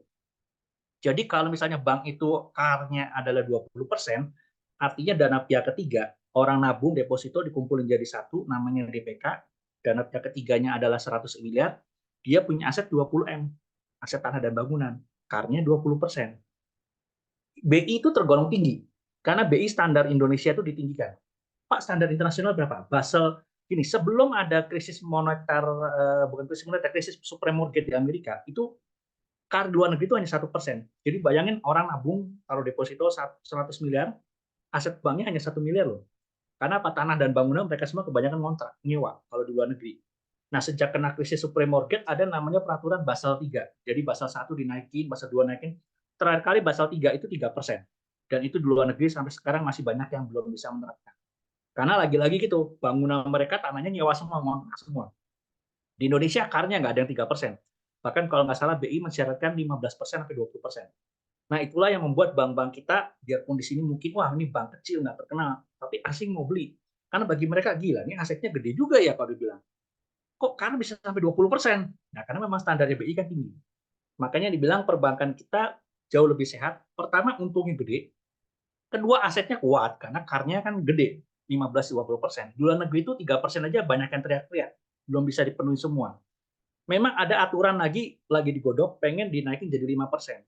Biar ketahanan perbankan di luar negeri itu kuat. Tapi mereka 3% aja banyak yang belum bisa menuhi. Jadi itu masih tahan. Kalau BI bilang kita udah siap, jangankan 3%, 5%, kita udah 15%. Kecuali untuk BPR ya, BPR kan aturannya beda lagi tuh. Jadi untuk perbankan mungkin yang bank-bank lama menarik kayak itu mungkin ada Pak Anjelo kan salah satu masuk stock pick ya waktu itu ya, saya ingat NISP, BNGA itu kan sempat PBV di bawah satu. Nah, karena mereka memang punya tanah bangunan juga yang lama gitu kan. Kuncinya di situ. Jadi nyari perusahaan yang lama sudah listing, mereka karena kalau perusahaan yang baru hati-hati ya tadi saya bilang sebelum IPO bisa revaluasi aset duluan. Jadi harus dicek lagi tanah bangunannya, hitungan tahun berapa. Oh, hitungan tahun 2024 ya sudah, price in. PBV 1 adalah PBV 1. Tapi kalau untuk aset tanah bangunannya lama, PBV 1 bisa jadi enggak, bisa jadi 0,5 gitu. Jadi untuk kayak BCA BRI, saya bilang PBV 5 pun belum tentu mahal, karena masih banyak tanah bangunan yang lama. Jadi grafik itu hanya bisa digunakan untuk perusahaan yang asetnya adalah real. Saya mungkin tergolong old fashion, jadi artinya menurut saya real itu adalah tanah bangunan, bukan berupa punya banyak mobil, itu kan banyak depresiasi, itu jangan. Jadi carilah yang kebanyakan asetnya berupa tanah dan bangunan, kalau bisa yang masih pembelian tahun-tahun lama. Itu yang saya kuncinya kemarin belum dikasih gitu. Baik, terima kasih Pak eh, Kiswoyo. Ada pertanyaan terhadap presentasi Pak Kiswoyo? Silakan. Kalau ada pertanyaan, silakan Ya, dibuka. Mungkin itunya apa? mic-nya, ya Kita langsung ngomong. bertanya pakai langsung aja. Ya langsung aja, jangan pakai ketikan. Selamat malam, Mbak Gis. Iya, malam-malam Pak. Kalau di laporan keuangan, kalau ada revaluasi aset, apakah ada note atau yang menunjukkan? Jadi misalkan perusahaan udah 30-40 tahun yang lalu baru berdiri, IPO baru 2 tahun yang lalu. Apakah kalau kita buka LK-nya tuh kita bisa tahu dia sudah melakukan revaluasi atau belum? Taunya gimana? Apakah ada uh, key-nya, kata kuncinya atau gimana? Kalau Itu perusahaan yang baru yang IPO itu yang memang kedua, susah Pak. Karena kenapa? gini, perusahaan baru IPO saya bilang jujur agak susah. Karena gini, kalau dia sebelum IPO kan laporan keuangannya nggak dipublish Pak. Jadi kita nggak tahu perbandingannya. Tapi Oke, kalau model kayak perusahaan yang sudah listing, dia jual aset pun itu kelihatan Pak. Oh, jual aset ternyata asetnya turun, tapi net profit-nya naik tinggi, revenue-nya stabil, berarti artinya dia ada jual aset. Tapi kalau perusahaan belum IPO, dia tidak ada kewajiban Pak. Paling dia hanya bisa dirangkum setahun terakhir apa 2 tahun terakhir, paling banter 3 tahun terakhir Pak. Dan itu nggak kelihatan Pak. oke, Jadi memang saya bilang sarankan carilah perusahaan yang sudah IPO. Kalau bisa itu perusahaan IPO itu saya bilang saran saya biasanya 3 tahun. Pengalaman saya perusahaan dan sekarang juga masih terbukti. Bapak lihat deh perusahaannya IPO. Kalau memang perusahaannya nggak benar dalam 3 tahun itu akan tidur digocap. Banyak kan saham-saham baru IPO tahun kemarin tahun ini udah pada tidur digocap ya. Itu artinya kita tahulah kualitas perusahaannya seperti apa. Makanya saya bilang tunggulah 3 tahun perusahaan itu IPO baru kita akan tahu. Contohnya Pak, Sido muncul, nggak tidur digocap. Oke lah, berarti memang perusahaannya ada bisnisnya jalan gitu kan. Tapi memang saya tidak memungkiri ada perusahaan bagus juga tidur digocap. Biasanya itu perusahaan kecil. Nah ini sebetulnya kita perlu telah lagi. Ini ada istilahnya multi bagger di situ. Jadi ada perusahaan bisnisnya jalan, tapi sahamnya tidak diminati oleh para investor. Jadi tidak ada tradernya, tidak ada investornya. Jadi sahamnya tidak digocap. Tapi ada juga saham yang tidak digocap benar-benar nggak ada isinya. Nah ini memang PR-nya banyak Pak. Kalau mau nyari yang multi bagger ya memang kita harus mencari di situ Pak. Cari perusahaan-perusahaan yang unik-unik, aneh-aneh, tapi ya hati-hati Pak. Nggak liquid itu yang saya bilang. Bisa beli nggak bisa keluar gitu loh Pak. Jadi memang ya itu bahayanya kalau perusahaan baru IPO gitu Pak. Kita nggak bisa tahu dia evaluasi apa enggak. Terus juga kita harus lihat lagi lah. Kalau mau aman, gimana Pak? Itu saya bilang tunggu 3 tahun. Kalau sudah 3 tahun harga sahamnya masih stabil di atas 100, Oke lah, berarti itu apalagi bisnis perusahaannya terbukti kayak Sido muncul kan kita semua tahu lah merek-merek terkenal. Ya, artinya you don't worry lah gitu. Karena ada beberapa perusahaan bagus sahamnya tidak dikocak juga ada gitu. Kalau perusahaan lama itu kita bisa tahu Pak, apakah dia sudah revaluasi aset atau belum. Itu pertama. Yang kedua, kalau perusahaan pelayaran, kan asetnya biasanya berupa sebagian besar berupa Kapal, kapal. Nah, sedangkan ya tadi kan Pak Gis juga sebutkan kalau nggak kendaraan bisa itu ada dihitung Pak. depresiasi. Betul, karena kapal itu kayak mobil Pak, kena depresiasi Pak. Oke, Nggak bisa. Kalau perusahaan perkapalan nggak bisa Pak. nggak bisa Gitu. ya. Oke. Nggak bisa, perusahaan perkapalan nggak bisa. Eh, yang pertama Pak, apakah kalau perusahaan sudah lama, LK-nya kita bisa tahu apakah dia Biasanya mereka evaluasi. ngumumin Pak, mengumumkan ada kenaikan aset menjomplang. Asetnya misalnya Oh, selama 5 tahun ini biasanya kenaikan hanya 5%, 1%. Tahu-tahu kok bisa naik 100% asetnya. Nah ini dari mana? Itu udah kelihatan Pak. Karena biasanya kalau ada revaluasi aset, pertama itu asetnya jomplang kenaikannya, kedua ada beban pajaknya tinggi Pak. Di oke. kolom laporan keuangan beban pajak itu akan naik tinggi. Dan akhirnya mereka akan memberikan keterangan revaluasi aset Pak. Gitu. Oke. Makasih Pak Gis. Oke. Yang boleh tanya lagi yang itu kalau di berandanya J-Club tadi yang kan bilang kalau value-nya diturun 5M atau 10M settingnya di mana yang ya? Sebentar ya. Kebetulan saya baru buka ininya. Sebentar, Ya, ya, saya share dulu ya. ya. Nah, ini kelihatan? Kelihatan. Oke, saya sekarang ke Explorer ya. Price and volume breakout. Kelihatan ya? Oh iya, ya kelihatan. Ini kan, ini diganti aja. Oh, Ini coba ini pakai 1 tadi ya. Keluar nggak? Misalnya. Pakai 5. Apa yang keluar?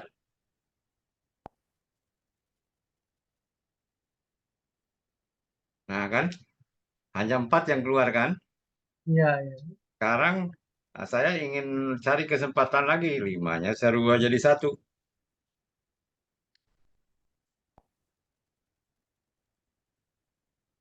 Ah kan, jadi 6. Iya, iya, iya. Saya rubah misalnya ini jadi 25. Taruhlah jadi 10 ya. Iya, Kemungkinan tidak ada malah. Nah, 4 masih ada. Tetapi kalau saya misalnya cari price volume breakout untuk uh, istilah market cap yang tinggi ya, saham-saham BMRI dan lain-lain. Nah, saya rubah dari 25. Ini biasanya saham-saham blue chip kan? iya. Ada yang price and volume breakout. Oleh karena itu, saham-saham price volume breakout adalah biasanya saham-saham penny stock dan second liner. Oke, oke.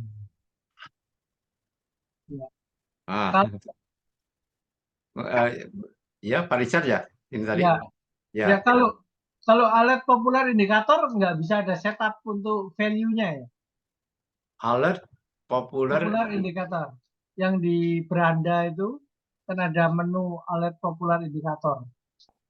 ini.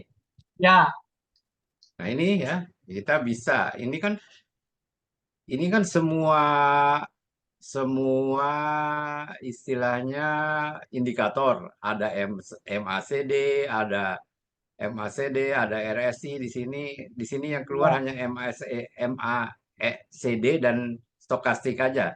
ya, MACD dan S saja ya. Jadi ya, tidak ada sinyal dari stokastik maupun Bollinger Band. Karena dia dikatakan di sini hanya yang keluar adalah hanya MACD dan stokastik, hanya S dan MACD ya. Nah, ya, kita ingin sekarang yang stokastik saja apa? Mengapa saya pilih stokastik? Karena stokastik itu adalah apa? Dia leading indicator. lebih sensitif daripada MACD. Nah, sekarang saya filter dari stokastik. Hanya saham-saham ini saja yang memberikan tanda tadi. Maksudnya nggak bisa ditambahin dengan filter value seperti tadi ya? Oh 5M. enggak, Oh nggak enggak. bisa ya? Popular Oke, indicator kan hanya terdiri dari stokastik, RSI. oke, oke. Makasih Mas, ya. volume breakout itu bukan indikator. Kalau indikator itu grafik, bangsa stokastik, bangsa MACD, bisa bangsa RSI. Itu indikator. Oke, Atau oke.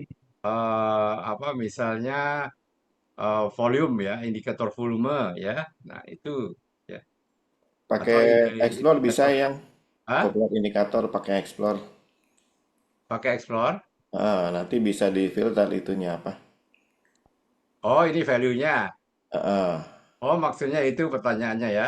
ya, Oh, sorry, sorry. Oke. Nah, ini popular indicator yang Iya, 1 billion ya. Maksudnya itu ya, Pak Richard? iya, iya, iya. Oh, Maksudnya, ya, ya. Ini ada. jadi Oh, pakai indikator tapi bisa ditambahin filter dengan value. oh, Oh, ini. Ada, ya, ya. Nah, di sini yang, nah ini yang buy ya. Kelihatan kan? iya, iya. Nih, yang sell. Kelihatan kan? Iya, ya. Nah, sekarang value-nya kita tingkatkan misalnya.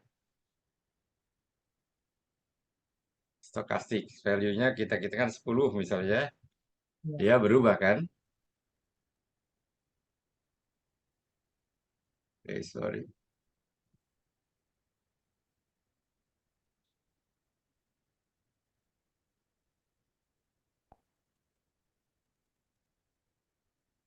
Berubah. Iya, iya, iya.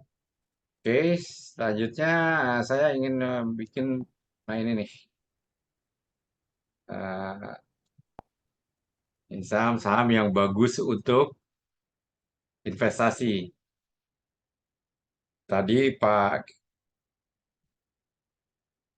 Kiswoyo menceritakan tentang PBV ya, ini nih, Nah, iya itu yang. PBV, Nah, itu PBV. PBV ini.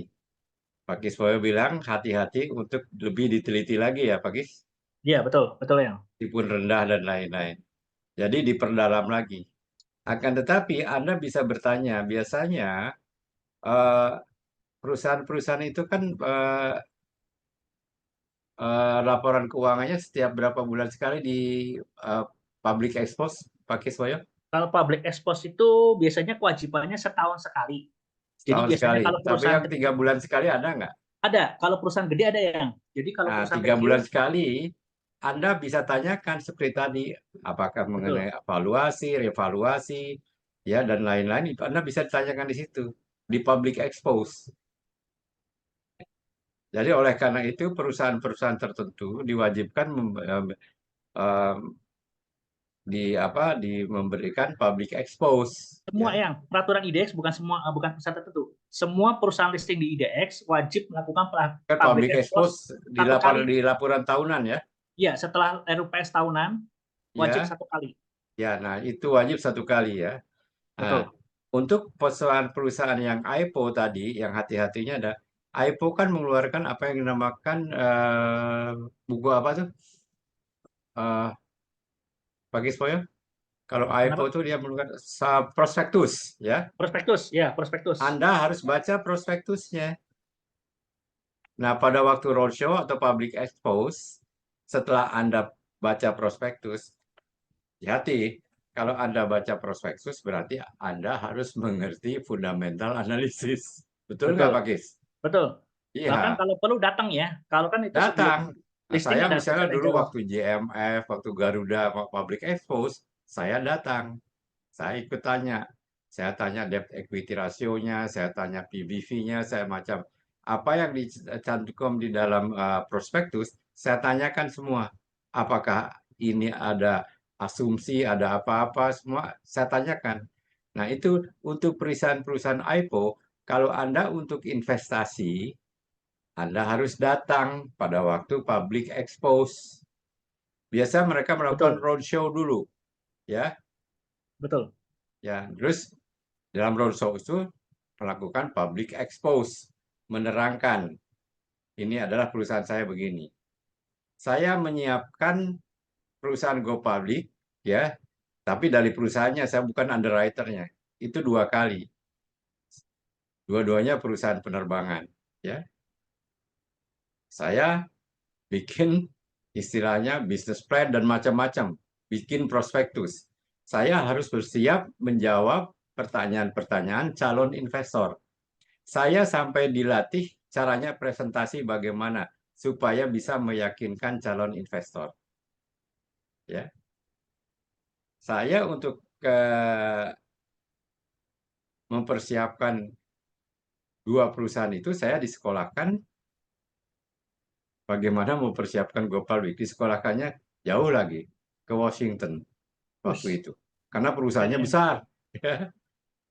Akan tetapi pas pada waktu itu perusahaannya mau go public, pada waktu saya pulang terjadilah yang dikatakan krisis moneter tahun 98 dan 97. Lalu terjadi perubahan pemerintahan dari orde baru ke orde berikutnya ke apa setelah orde Reformasi. baru itu apa ya, Reformasi ya. reformasi ya. Nah, Reformasi. gagallah eh, go IPO-nya. public perusahaan itu. Akan tetapi perusahaan tersebut pada waktu eh, di atas tahun 2000 berhasil go public. Tapi di dalam tahun 2000 saya juga diminta untuk mempersiapkan satu perusahaan lagi untuk go public. Itu jadi ya. Nah ini jadi di situ yang jelas adalah kita harus sebagai investor harus kalau memang Anda membeli perusahaan itu ya sebagai investasi ya harus membaca prospektusnya. Beda, Anda hanya untuk mencari keuntungan. Misalnya mengharapkan seperti kan saham-saham sekarang ini banyak ya pakai SWOT, contohnya Betul. brand. Naiknya udah berapa ratus persen tuh brand pakai SWOT. Itu pakai technical kalau brand, karena kalau kita lihat Iya PBBT makanya, itu mahal. jadi beda Betul. menilai teknikal dengan menilai fundamental. Ya nggak? Kalau brand kan pakai teknikal. Ya, Betul. tapi kalau untuk investasi jangka panjang kan mestinya pakai Fundamental. fundamental. Kita harus lihat. Tapi ada yang dikatakan sistem saya adalah FANTA, Fundamental Analysis and Technical Analysis. Jadi menggabungkan antara 2 pendekatan. Pertama pendekatan fundamental, kedua pendekatan teknikal. Ya, kalau pendekatan fundamental yang kita lihat adalah data-data ini. Pendekatan teknikal yang kita lihat adalah analisa teknikalnya. Kalau kita mau jadi investor ya, tetapi charge-nya adalah yang kita lihat weekly chart. Di sini find great companies with huge discount. Coba kita cari brand di sini, brand ya, Brand. brand, Brand kode brand BREN. brand. Ini nggak masuk ya. Kemahalan. Mahal, nggak masuk dia. Oh, tapi brand masuk sini great, Hah? great company Masuk ya? masuk. Tetapi semuanya masih kosong. Oh, baru Bagaimana IPO kita ya. mau menilainya? Dia great company-nya kemudian dilihat dari apanya? Mungkin dari Bisnisnya. dari bisnisnya, ya, Bisnisnya. ya. Tapi tidak bisa yang kita tidak bisa melihat indikator-indikator lainnya seperti PE-nya masih No. nol karena perusahaan ini kan baru ya nggak? Baru IPO. Baru IPO ya. Ya baru IPO, jadi belum tercatat Betul. secara yang ini. Last price-nya 6125. Nah, gini di sini kita bisa melihat ya. Nah, ini bagusnya. Sebentar.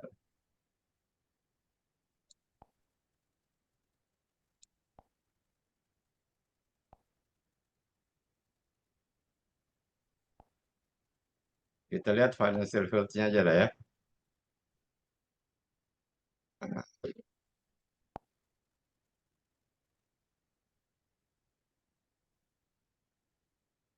Mungkin ada yang mau bertanyakan kesehatan perusahaan tertentu. Pak Kis, mungkin apa yang Eh, dijawab oleh G-Club BCA Application? coba yang itu kan BCA unggulan nih, coba harusnya bagus. BBCA ya? Ya, BCA. Wah, harusnya sih bagus. Ah, apa ya? Nah, Tuh, BBCA fair value-nya sekian. udah kemahalan Upside sih dosa, sebetulnya. artinya ini kalau merah itu sudah Value sudah ya. uh, over over value. Ya. Oleh karena itu, jawabannya dia hanya good aja perusahaannya. Harganya sudah terlalu tinggi. Kita kan mencari perusahaan yang under value. Kalau kita sebagai value investor, maka perusahaan yang kita cari adalah yang under value. Tidak berarti kita tidak boleh mencari BBCA, memilih BBCA. Karena BBCA harganya tinggi, ada istilah, ada moto, ya Pak Kis, ada harga, Betul. ada rupa. Betul. Betul. Harganya tinggi, mesti dia ada Satu. rupanya. Mesti dia cantik begitu. Jadi jangan juga terkecoh, wah harganya terlalu tinggi. Kita perdalam lagi analisanya secara fundamental dari tahun ke tahun dan prospeknya yang akan datang bagaimana. Contohnya ATM BCA di mana yang tidak ada? Kan di mana-mana ada. Betul. Di seluruh Indomaret ada nggak ATM BCA? Ada kan? Tidak semua Indomaret, tapi intinya ada di mana-mana lah. Tapi BCA ada tuh. di sebelah saya Indomaret Ada ya. di di di sekitar rumah saya ada 5 Indomaret di setiap gang itu ya. Lima-limanya ada BCA-nya. ATM BCA. Jadi apa? Istilahnya outletnya dia di mana-mana. Dia dengan mudah diakses oleh nasabahnya.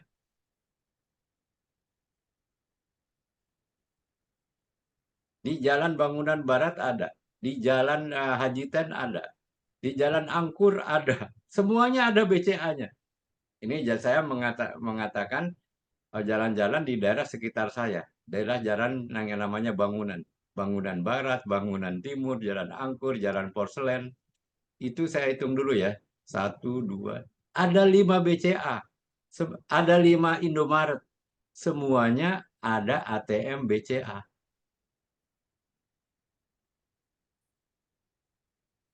Sekarang yang pinter siapa lagi? BBRI dan BBRI. BMRI Mandiri, betul. dan Saingannya. Mandiri yang pinter. Saingannya. Di mana ada saham, ada ATM BBCA, dia bikin di situ, Dipepet. dipepet. Nah, ini kan taktik ya, bisnis ya. Sama Jadi kayak di jelas, mana ada Indomaret, ada Alfamart yang. ya ada Indomaret, ada Alfamart. Karena sales outlet adalah sangat menentukan. Tidak ada yang bisa melawan Alfamart maupun Indomaret sekarang ini. Yang kasihan kan UMKM ya, ya, Betul.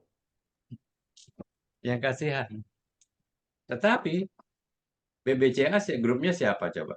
Apa BBCA? Lalu Jarum. Indomaret grupnya siapa? Ini Salim. Kan itu juga. Iya nggak? Iya. Jadi betul-betul dikuasai tentakel. Ya, ada gurita gitu ya. Gurita bisnis. Nah, gurita bisnis. Akan tetapi ini menentukan kita apakah kita memilih saham tersebut atau tidak. Kita bisa melihat di situ. Ini adalah gurita bisnis.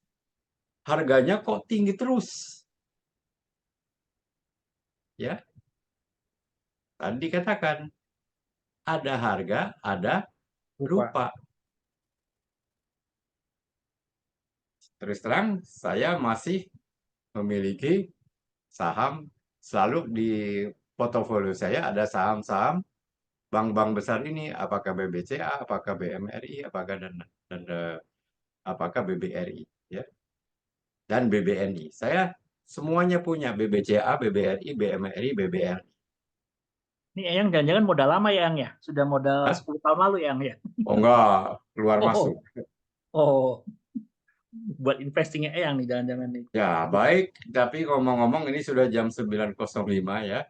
Saya kira kan batas waktu kita sampai jam 9 ya. Oleh karena ini saya ucapkan terima kasih yang sebesar-besarnya kepada Anda-Anda semua yang telah hadir dalam pertemuan ini.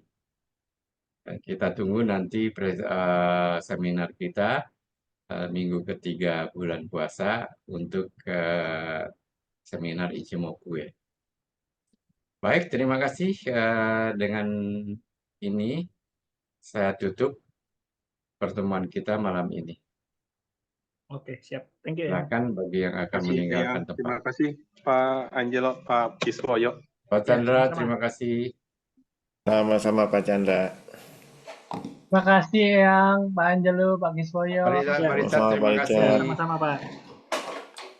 Terima kasih Eyang, Sarangelo, Terima Pak kasih. Kis, dan Sama-sama lain. Pak Ya. Chandra, terima Prawira. kasih. Pak Prawira, terima kasih.